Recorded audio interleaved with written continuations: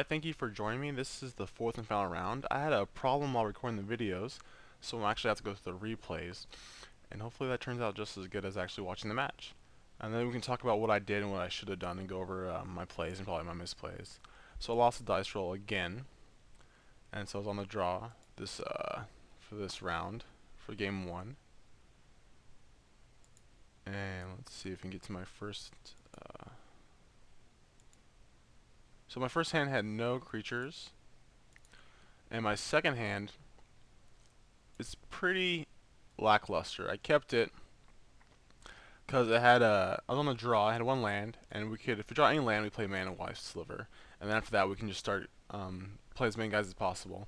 Our opponent leads off with just a basic swamp. So we drew for that turn. We drew a Gore-Clan Rampager. It was a pretty uncastable, pretty horrible draw. And then our opponent went another basic swamp into Sign and Blood. So this is a dead giveaway for like the black-green rock deck or some kind of random deck. But mostly, if you see this, and he was 2-1 in a daily, so I assumed it was a black-green rock deck.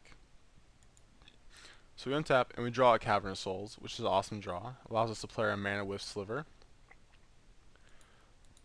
And that gets us on track. Our opponent just played Evolving Wilds and passed. So we play a Blur Sliver here. Now, this deck runs Mutilate, the black-green deck. So my plan, I had two options. I could either go just play Sentinel Sliver and Striking Sliver, say go, or I can say play Blur Sliver, then play Striking Sliver, attack for one. I thought that was a better play. I didn't play around Mutilate because I don't know how many they play. I know they play some. I figured my only chance of winning this game was just play as many guys as possible, play Bone Size Sliver next turn, attack for 8. And so I play Blur Sliver, I play Striking Sliver, and I attack for 1. Puts me at 17. So he gets a forest. He plays a 4th land, and then he mutilates me. So it's really bad. So I'm way far behind. I can only cast Sentinel Sliver. But I do draw a 3rd land. It's green-white, so I can't cast or use Rampager yet. Then my opponent plays a Mutavault and plays Desecration Demon. So main deck, I'm this far behind. I really don't have any answers to Desecration Demon. I did draw a Mutavault though. So what I was hoping for at this point, I played Bone Size Sliver and just pass. So this, what I really need to do is draw a red source and attack, have him block, give my creature +4/+4, and get through him. And then get through this Desecration Demon. You played the Lifebane Zombie though and got rid of my Rampager, so like it puts me so far behind. And he still has 3 cards in hand. He has all these giant creatures. He can't really attack yet. He only has 1 green mana, so he can't make Ooze too big. But he plays Undercity,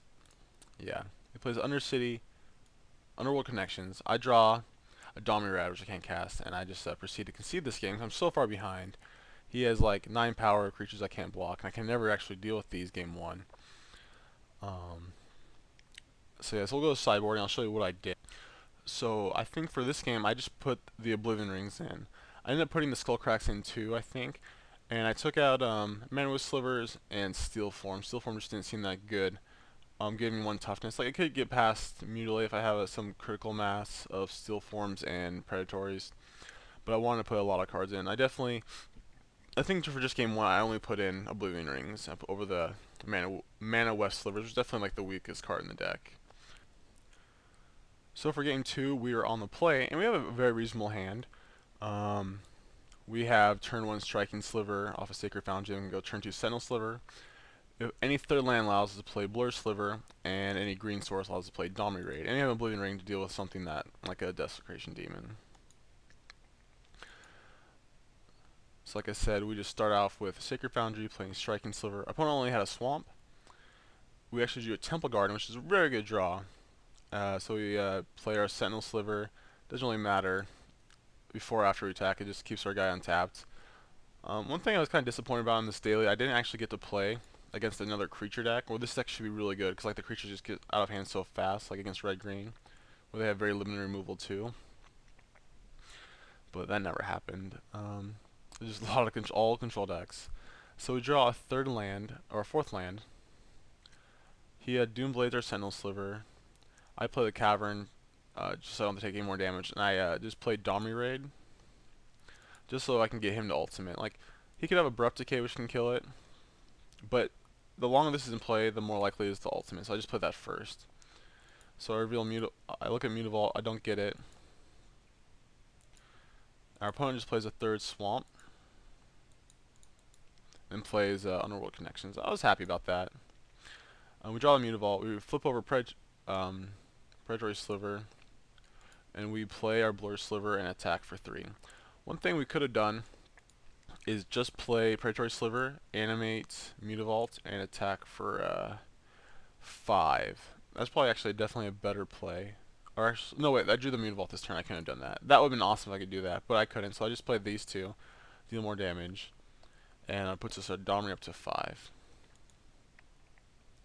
So our opponent plays a Forest, and he mutilates us, which I'm okay with. We have a Domri in play, like as long as he's not threatening that, I'm not too worried. So next turn, I just saw a Clifftop Retreat off Domri, and so nothing yet, and we drew a Bone-sized Sliver.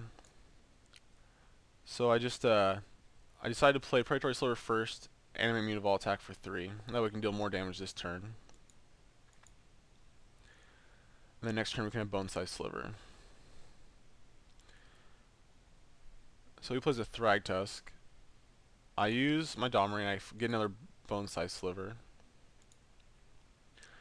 And what I do is I play Bone-sized, play my Cavern. Or actually I drew Clifftop that turn, play Clifftop. I play Bone-sized Sliver. And then all I do is animate my Mutavault and attack for 3. And he does decide to block instead of taking 6, which is fine. He uses Underworld Connections, goes to 16, just attacks for 3. And I decided that I just want to keep Domri alive. He's at 7. I'm definitely blocking, but how was I going to block? So I decided that if I block with Bone-sized Sliver, I get a crushed by a removal spell on the Predatory Sliver, and I get 2 for 1. So I didn't want to do that. So I decided just to block with the Predatory Sliver. It's going to die. This way I play around removal spell the most effectively. He does have a Tribute to Hunger, so I just sacrifice the Predatory Sliver, which I blocked with. And then he has a Scavenging Ooze. So I untap. I draw an Oblivion Ring. I immediately ultimate. It's too risky. Like if he draws an Abrupt Decay, he has 2 draws next turn. I don't want to lose my Domri, so I just make the Emblem. And then I Oblivion Ring his Scavenging Ooze so he can't gain life. Like Scavenging Ooze is pretty good against us. I animate our Mutavault, and I attack for 8. Puts him at 10. So we're in a great shape. We have another creature. We have 2 creatures in play, and we have an Oblivion Ring in our hand. He uses Underworld Connections, and then plays another Thragtusk, going up to 14. So I draw a Rampager for turn, and how I did this was kind of awkward. I was thinking that I could attack with Mutavault, or attack with a creature, and then Rampage it, but then I realized, wait, I'll just play the Rampager. A 4/4 Trample Haste, Double Strike, all those abilities is better than just wasting it away. So I animate my Mutavault, decide not to attack with it, and I just use my Gore Clan Rampager. And he blocks with just the Thragtusk because he can't double block effectively. Takes 5, gets another Beast token. So it's kind of weird that I could have got punished by this. Like if he just had something where he could attack, I couldn't animate Mutavault and double block a token. Not that I necessarily would, but I just couldn't do that. The option was taken away from me. So my opponent just plays 2 Desecration Demons and says go. So I draw another Mutavault. So I have enough mana to Oblivion Ring and Desecration Demon. I animate both my Mutavaults, and then when I go to attack, I actually sacrifice the Bone-sized Sliver. So it actually doesn't do anything anymore. It's just a 2/2. It's just like a worse Mutavault, I think, because it can get mutilated. So I sacrifice this, tap that, attack with my 3 creatures, and I don't think he was dead. Actually, he was dead because of the trample on the Rampager. So I won that game. Domri Emblem's pretty insane. And I think after this match, or after this game, is when I bring in the Skull Cracks over the Sentinel Slivers. So for game 3, we're on the draw again. Our opponent, we kept actually a pretty sweet hand. We had no red sources, but we had turn 2 Predatory Sliver, and we were on the draw. And then we have if we draw 2 lands, we have Bone Scythe, Sliver, and we have an Oblivion Ring to deal with any kind of threat he has early. So our opponent goes Swamp into Pithy Needle named Domri. I'm like, okay, I don't mind that at all because it didn't do anything. We don't have a Domri yet. So I just play Tap Temple Guard, and he plays a Mutavault.